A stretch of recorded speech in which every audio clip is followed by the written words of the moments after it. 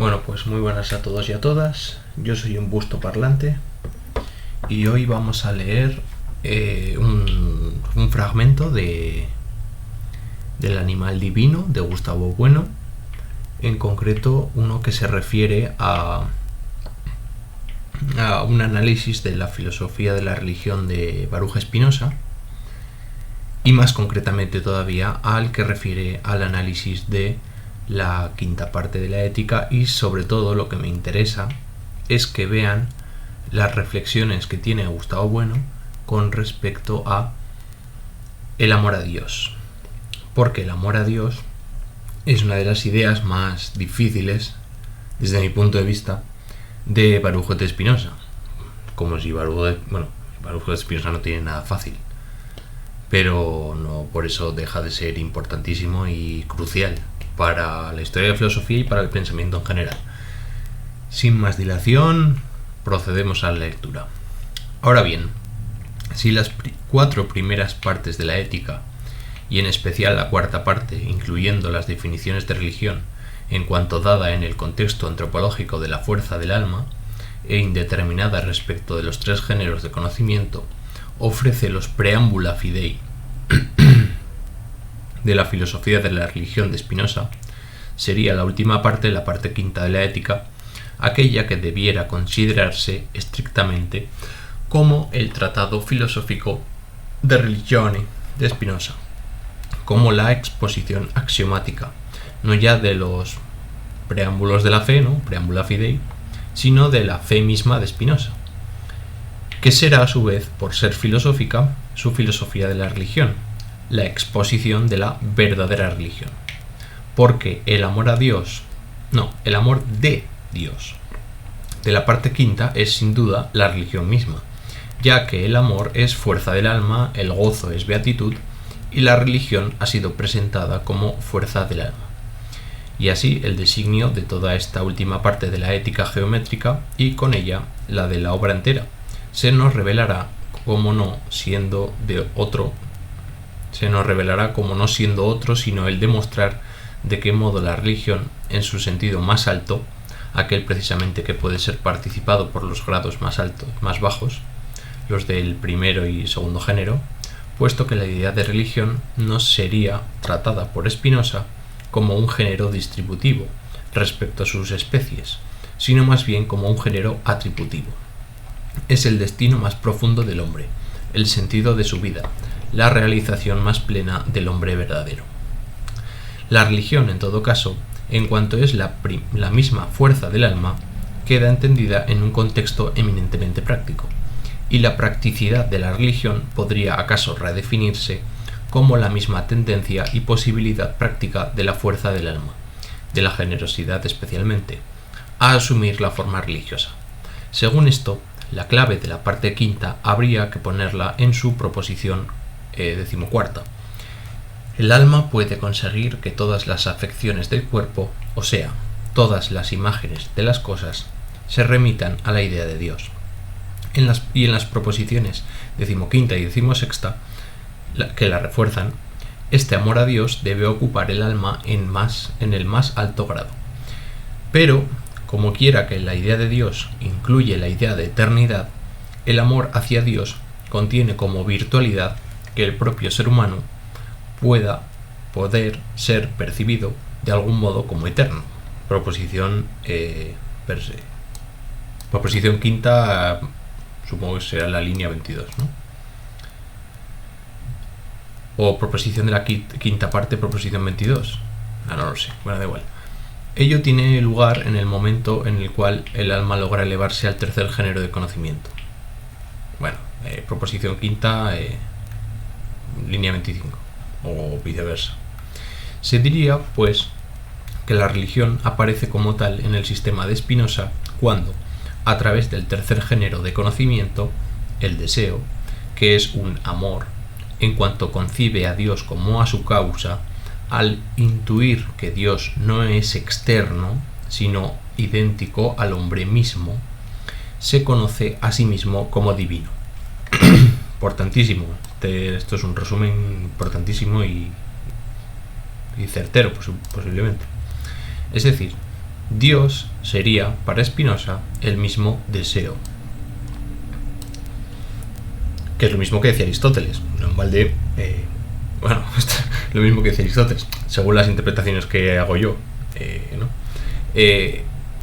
No en balde, Spinoza era un aristotélico, ¿no? Al igual que Hegel, a su modo, obviamente. Y frente a la concepción aristotélica de Dios, parecido. Y frente a la concepción aristotélica de Dios como conocimiento del conocimiento, noesis noeseos, habría que decir que Spinoza, sin perjuicio de su aparente intelectualismo, entiende a Dios como un deseo del deseo, en la línea del cristianismo, Deus charitas est, una línea totalmente distinta a la platónica, la del banquete, en donde el amor incluye imperfección y no puede ser considerado como atributo de Dios. Dios como un deseo del deseo.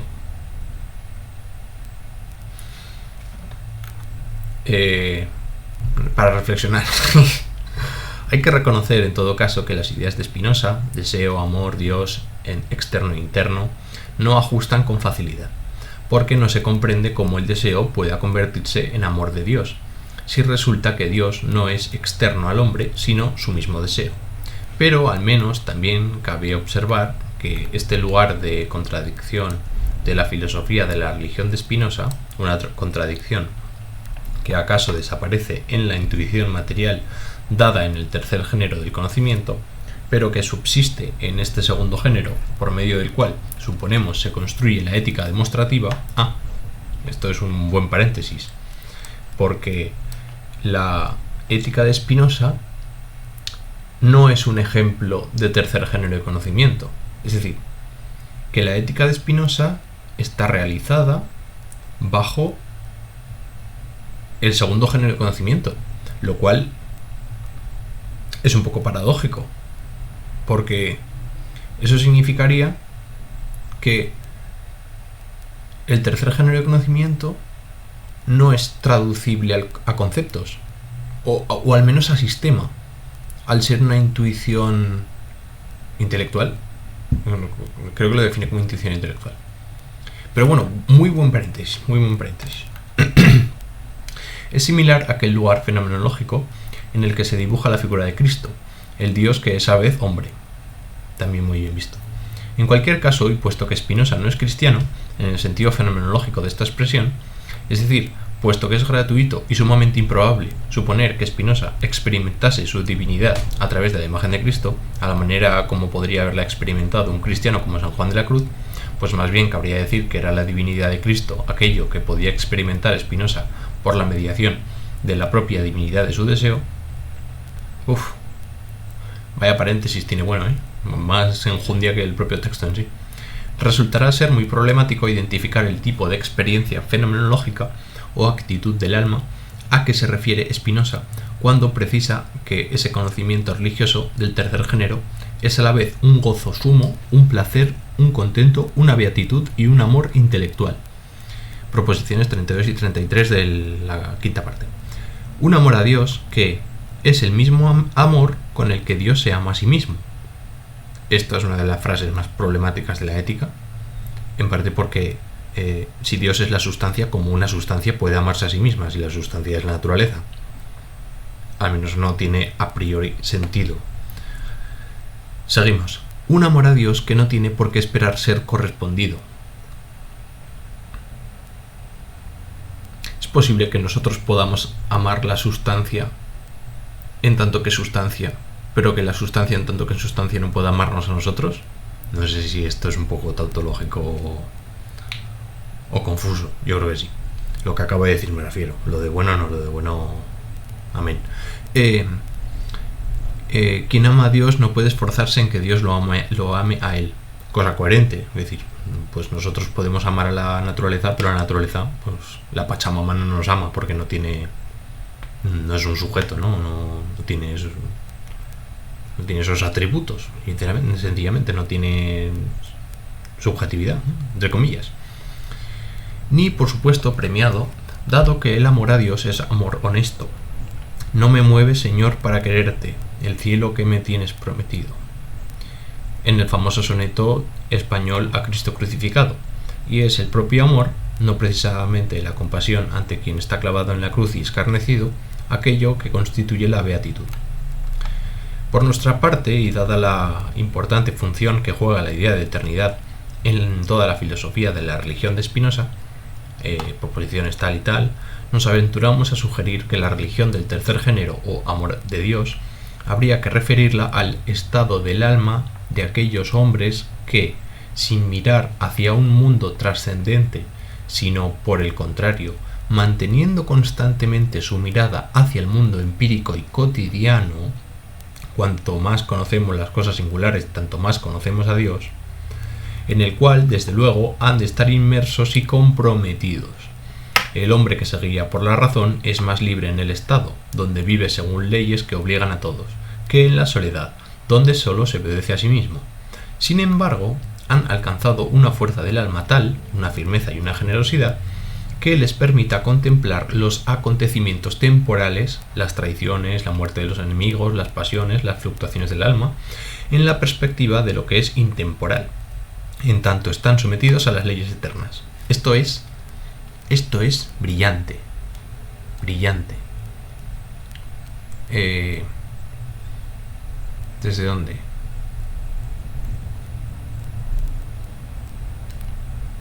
Bueno, todo este párrafo es absolutamente brillante, sobre todo esta reflexión, ¿no? Que les permita contemplar los acontecimientos temporales en la perspectiva subspecia eternitatis, ¿no?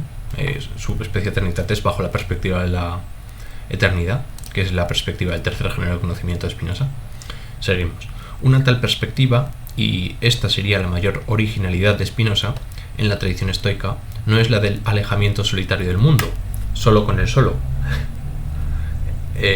ni es la del desinterés por el mundo, al modo de Plotino en la Eneada Quinta. El sabio no se inmutará por el saqueo de las ciudades, etc. Un desinterés que incluye la purificación de toda sensibilidad, la anestesia, sino la perspectiva del interés práctico por el mundo.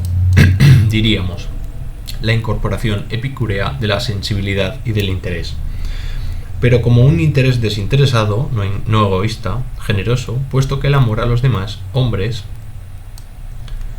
en tanto que ellos a su vez son expresiones de Dios, se satisface por sí mismo y es el único modo de amarnos a nosotros mismos, en cuanto somos divinos.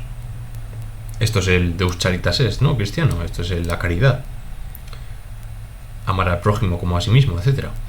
Tal sería el pragmatismo trascendental, un buen palabra, de la filosofía de la religión de Spinoza, en esta interpretación circular del amor a Dios como generosidad o amor a los demás hombres, filantropía. Cobra un sentido inesperado la proposición quinta, línea 19, porque de ser una proposición metafísica equiparable a la proposición aristotélica del libro octavo 7 de la Ética Nicomaquea antes citada, pasa a ser una regla práctica de una grandeza indiscutible. Quien ama a Dios no puede esforzarse en que Dios lo ame a él, es decir, el que ama a los otros hombres, subespecie eternitatis, bajo la perspectiva de la eternidad, no debe esforzarse en esperar correspondencia. Y hasta aquí. No vamos a leer más. Porque, bueno, vamos a leer la pregunta, venga, va. La pregunta que tenemos que hacernos ahora desde nuestras coordenadas es la siguiente. ¿Por qué llama religión a este amor de Dios que se resuelve como amor de los hombres a los otros hombres en cuanto son divinos? Lo que implica una interpretación del espinosismo como riguroso antiebemerismo. Bueno, pues hasta aquí, hasta la pregunta. Bien, pues espero que les haya gustado. Creo que es una lectura complementaria a la ética y muy aclaratoria en lo que respecta a la quinta parte de la ética de Spinoza, que pues es muy complicada y requiere de un elevado esfuerzo intelectual y temporal y de todo, vamos, es un K2, ¿no? Es un auténtico Everest del pensamiento filosófico, y yo creo que estas reflexiones de Gustavo Bueno pues son muy útiles de cara a aclarar lo que está pensando Spinoza por ahí, y yo creo que bueno que es una escalera, ¿no?, para llegar a Spinoza, a no ser que el propio animal divino sea otro K2 del mismo nivel que la ética de Spinoza, que también es probable. Pero bueno, espero que les haya gustado estas reflexiones y esta lectura, Y sin más, pues nos vemos en el próximo vídeo. Venga, un saludo.